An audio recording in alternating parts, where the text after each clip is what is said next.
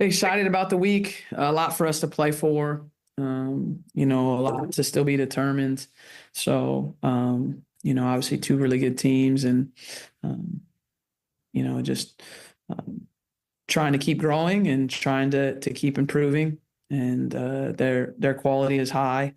Um, North Carolina's quality is high. I haven't watched Florida State yet on both ends, and we're going to have to play well at home and see if we can't get get a couple wins. That's certainly our goal, but I know that's everybody's goal going into the final week. Thanks, Coach. Royal, we'll start with you. Good morning, Coach. How you doing this morning or this evening? Good, good. Coach, I know you just spoke on it momentarily ago about a lot still to be determined with Carolina coming up and Florida State. I think you ladies are still sitting in the sixth spot. Has there been just what's been the importance of just these next two games? It's still a shot at the double bye for the ACC tournament coming up. Next game mentality. Just what's the importance of these next two games? Yeah, I mean, I think anytime you can move up in the standings, it's a great thing, and certainly with two teams ahead of us in the standings, in front of us, that's the easiest way to move up standings is to play people above you, and so that's definitely something that we're focused on, trying to put together two really good games and see how far we can climb up. And to follow that up, Coach, how are you able to, going into a rivalry game, a lot of times players, they deal with the emotions of the game on and off the court. But just a game of this magnitude at Cameron, a team that beat you earlier this season, a very, very close game, very competitive game. How are you able to kind of like manage that with your players, not letting the emotions of this rivalry game get the best of them, knowing that it's so much still to be unsettled to end this season? Well, I hope they play emotional. I actually like that. I think you need to play with a competitiveness and an edge when you're playing a good team, and I think that's a good thing. This is the only team that we get to play twice in the conference with the way it's set up now. So the opportunity to get a chance to see them again, I think, is good for us because they'll challenge us in different ways, and so I think the emotion of it is a good thing. It's hard to tell people not to be something. I found that like it's hard to say like, hey, don't think about the Commanders, and you just thought about the Commanders because I said the Commanders. You just did, right? Like you can't stop yourself from not doing certain things. So I try not to say like absolutes like, hey, don't feel pressure, or hey, don't be emotional, because come on, they're gonna be fired up. They're gonna want to play hard. They're gonna play in front of a great crowd. They're gonna play a really good team. So that's all gonna be there. I think it's just a matter of managing that and channeling it in the right ways and staying disciplined. Sometimes people that play emotional get undisciplined. Right, you get undisciplined if you get over emotional. So that's something that I think we'll talk about, or not we'll talk about. We talk about that in general. We're not just talking about emotions and pressure today for the first time this season. We've played a lot of big games, a lot of pressure-filled games. So, but it'll be exciting for our players and exciting for our fans and our community to play at home on Thursday. Thanks, Coach, and good luck this week. Thank you. Jim, over to you. Yeah, Carol, I want to kind of expand on that. In addition to being an important game for conference seeding and arch rival, it's also your senior day game. You don't have a big senior class, but there's just so much added emotion to that. There's some ceremonies and you have friends and family showing up and everything. You went through this once as a player. I guess this is your fourth time as a coach. How do you balance celebrating the day with your seniors while maintaining your focus on the game? How do I do it or the players do it? Well, both. As a coach, how do you make sure you sort of you allow the good part to happen while making sure it doesn't get out of hand? I think just compartmentalize. I mean, we'll do the ceremony before the game. Have great affection for both Reagan and Vanessa and what they've meant to our program and how great it will be to honor them and have their families there. It doesn't that type of thing doesn't drain me. I think it inspires and motivates me. You know, I think it's like an additive to the day more so than something that's a distraction or takes away. I think anytime you have people that you really care about, you want to be sure that you do the best job that you can for them, right? And so as a coach, I'm trying to do the best job I can for them, and certainly on their last home game, I'm trying to do the best job I can to help them come out with a win. So I think it just more focuses me more than anything. As far as how the players react, I have no idea because every player only goes through it once. And so I don't know how Vanessa and Reagan will compartmentalize or how they'll manage that because they haven't had to do it before. You only have one last game. But I'm sure there'll be emotion. But I also know that they're really competitive and, want to win. So that's not something I'm worried about, like that I've thought a lot about. We'll do the ceremony, but it's not something that I've worried about that they won't be ready. How did you handle your senior day at Tennessee? What do you remember about that?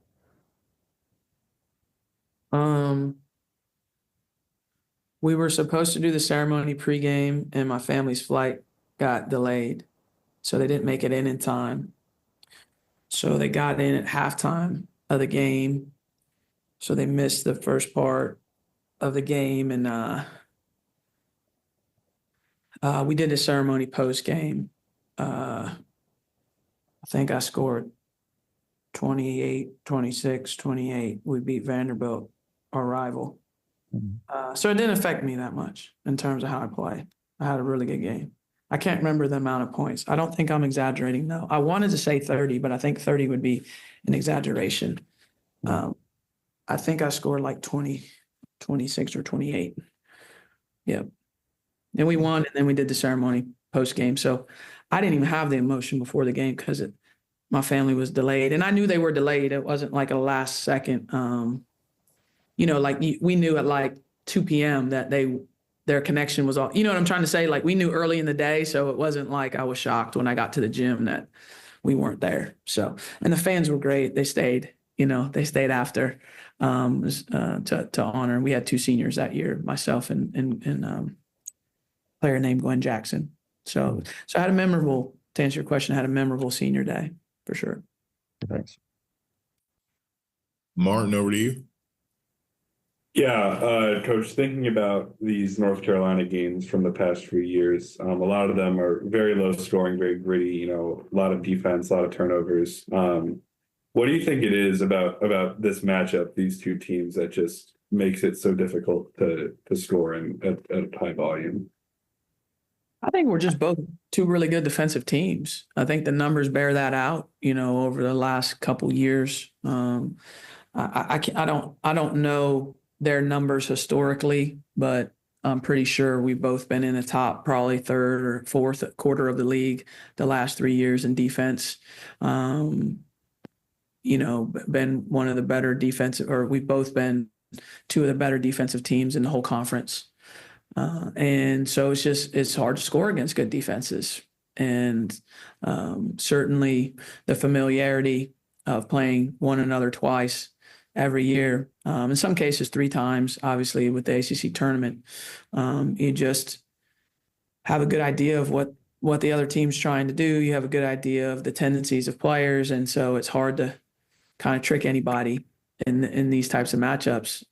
You gotta play them. You gotta compete really hard, and you gotta have some players step up and make plays down the stretch for you in these games. And that's how they go. And honestly, that's how they should go. Like, you don't want it that's what it's supposed to be. It should be a tough, gritty game. It should be very competitive. It should come down to it. That's what rivalry games are about, I think. And then keeping in line with some of the talk of post-game festivities, one thing your program's done, I think pretty much every home game for the past few years, is those meet and greets on the courts with the fans. We have a writer who's writing a story about sort of your team's engagement with the community. Can you talk a little bit about what it means, both like to you and your team, to be able to interact with the Durham community in such like a one-on-one way like that? Yeah. So when I started here, as you guys know, like, it was the middle of COVID. And so when we got here to Duke, we didn't play the first season, or we played 4 games in the first season. And then the second season, I don't know if maybe we had fans, but it was like, there was a lot that had to do to come to the game. You know what I mean? Like, you had to have your negative COVID test on your phone. Like, so it felt like for through the fault of nobody, it felt like our program just kind of didn't have a connection with the community, because I think we all lost connection with each other when COVID happened. You know what I mean? Or our connection was different. How we did that. And so when things finally opened up and we were able to have fans and have interaction, we decided that we wanted to do that we wanted to, have our players and our staff have personal, face-to-face interaction with as many fans that wanted to have that themselves, just to build connections. And, Duke's just an incredible community, and Durham is a growing city. And I think people that come support us, they do so because they love Duke, but they also just really love our players. And the fact that they get to visit with them, the fact that, young girls and boys get to actually meet them and say hello to them every game if they want to, which a lot of the little kids do. I mean, they wait, they really I think they just come for the end of the game, and to be able to see the players and say hello and say good game to, Jaden, or good game to Ashlyn. And I think it's also the little kids that I meet and the fans that I meet that come and do the post game stuff. I think they know our players better too. Like, they know everybody's name, they know where they're from, because they've had conversations with them. And that's been really special. We did the same thing this weekend at the end of our Saturday practice with all of our alums. And we, at the end of practice, players stayed out on the court, and all the alums came through, and they stayed out there for about 20 minutes. And that was the highlight of the weekend for the alums. Well, and it's not like they're in awe of the players or anything. They're the OGs. They've done this already. But I think the chance to just have face-to-face personal connection and visit and ask questions and engage with people. I don't know, guys. I think that's still undefeated, even though this Zoom call is great that we do every week, and, we get to do it from afar. I think just connection and being around people and being in people's presence is something that's still like just part of the human experience. And so the more that we can do that within the community is something that, that we want to do. Aaron, over to you. Hey, Kara. So officially, it was not an exaggeration. According to the good folks at College Basketball Reference, you had 31. I had 31? That's what they have listed here. So you were on point. I didn't think I had a 30 piece. I thought it was like 20. I had 31. So dang. Yep, there you go. So 31 on 9 of 12 shooting. So you were dialed in. There we go. Yeah. I love that. I couldn't remember. That was not a setup. Yeah. No, I just didn't want to I didn't want to say I had like 40, y'all. And then, you look at it and I didn't want to over exaggerate. 31. Let's go. I think it's a good humble brag myself, but 4 rebounds, 5 assists. So, pretty good. I I did want to ask you, you were talking about stakes ahead. Obviously, there's rivalry games and there's ACC positioning, but you guys are also in the mix and have been in the mix to host in the NCAA tournament. I'm curious kind of how the value or significance you place on something like that, whether it's a goal you talk about with the team. I mean, I don't know if it's one of these things that you say, well, if we reach our other goals of contending for the ACC, it's going to take care of itself, or it's something you specifically address with the players. Yeah, I think we talk about a lot of things with them. Just putting yourselves in great positions, and what does that look like, and what does great positions mean? I mean, listen, we're coming off a year where we went to somebody's home arena and won, and went to the Sweet 16. So we know it's not like that you have to get it to do it. You can make your way to the second weekend without home court, but who wouldn't want to stay at home? Who wouldn't want to not travel? Who wouldn't want to have their home fans able to?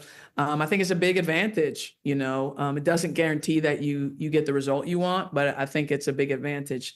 So I think the players that have been on our team, look, we had it 2 years ago and we didn't go, and then we didn't have it last year and we did go. So result would say like, maybe it's not that important, but I think you always want to get as high as you can. I don't know. I just think you do. You want to get as high in the standings as you can. You want to get as high in the NCAA tournament committee's rankings as you can. And that puts you in a good position to have home court. If they're going to be giving it to 16 teams, why not be one of the teams that tries to go after it? So that's definitely something that we're hoping that we can secure. And there's no doubt having a good week this week would definitely put us in great position. And to follow up on that, it's a tough neighborhood in the sense that NC State just beat Notre Dame, North Carolina, and NC State are in the top 10. There are 3 teams here that are all in a position to host. How cool is that part, though, in terms of when you're trying to, keep the fan engagement and really selling the importance of basketball to recruits and everything else? It's not just you guys, it's the other teams in the same area code that are showing it's a priority and winning. Yeah, I think that's just what makes this area unlike any place in the country. You think about, Power 4 schools within 30-minute radius of one another, and how much this area loves basketball, that the environments in each of those venues on the men's and women's side are great. That's like college basketball is not like this anywhere else. And it's just not. Most places can have a healthy following for one Power 4 school. And they're going to tout that, and they should. Like, if you have a state school and, whatever state it is, and you're selling out those arenas, like, no shade. I'm throwing no shade their way. Like, good for you. Would you do that if there were 2 other schools 30 minutes from you? 2 other Power 4 schools? Like, it's insane the level of competition that all of our schools play at in almost every sport, and how close we all are in terms of proximity. And it's competitive, and I think it makes it fun. I think it's a fun area to play, and we certainly have a lot of respect for the other 2, schools in the area. Thanks, Kara. Lewis, over to you. Hey, Kara. I unfortunately do not have any stats to pull for this one. But I did want to ask you. I know last year, Lucci was 6th person of the year. She's had some really great games over the past week or so. On top of that, you've got Toby, doing what she's done all year long, coming off the bench. At this time of the season, how important is it for you all to have those players who, can come in and contribute and give you that steady flow of offense? I mean, it takes everybody on our team. And so I know it's going to sound weird. Like, I don't look as Toby and Lucci as like off the bench players. Like, and I know they come off the bench, but like, if you look at their quality, like, it's really high. So I just look at them as like 2 of our main players, and I think they've proven to be, very effective on both ends. They have had stretches where they've carried us offensively, both of them, and their consistency has been really needed. I think Alucci's double figures in 12 of the 16 ACC games that we've had this year, which is, that's awesome for a sophomore.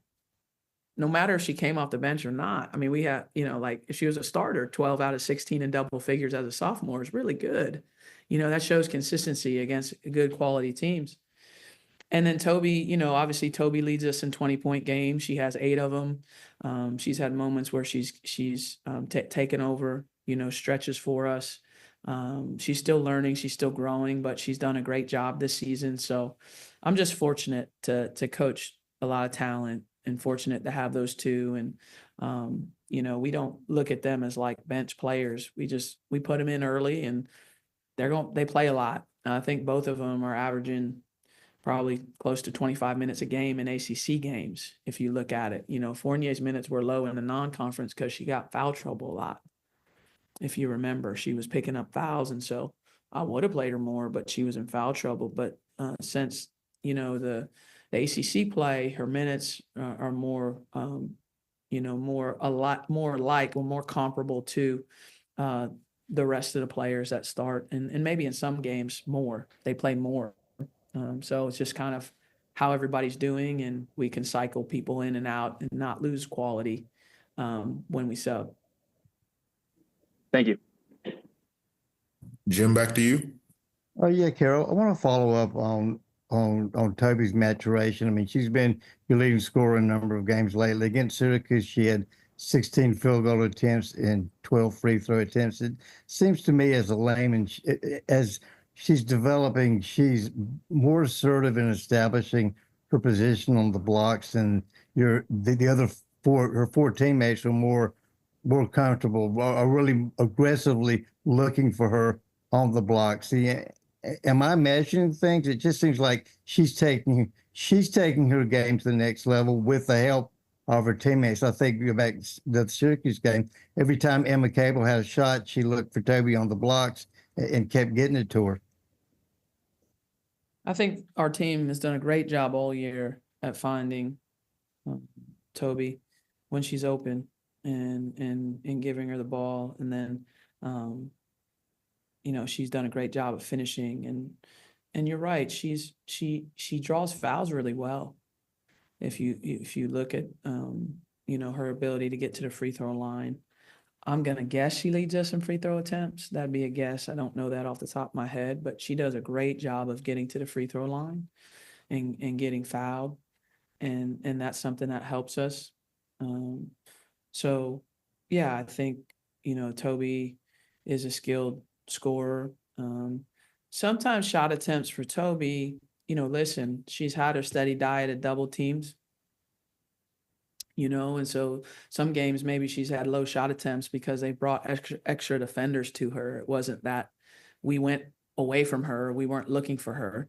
When she's getting those double teams, she's learning, how to play with those and get the ball out and move it and things like that. So all of this comes on the fly. She's learning all these lessons on the fly, middle of games, and but I think she's done well and continues to grow for us. And I think she'll continue to grow, even though we're towards the end of the season. I think she'll continue to grow. You mentioned the double teams.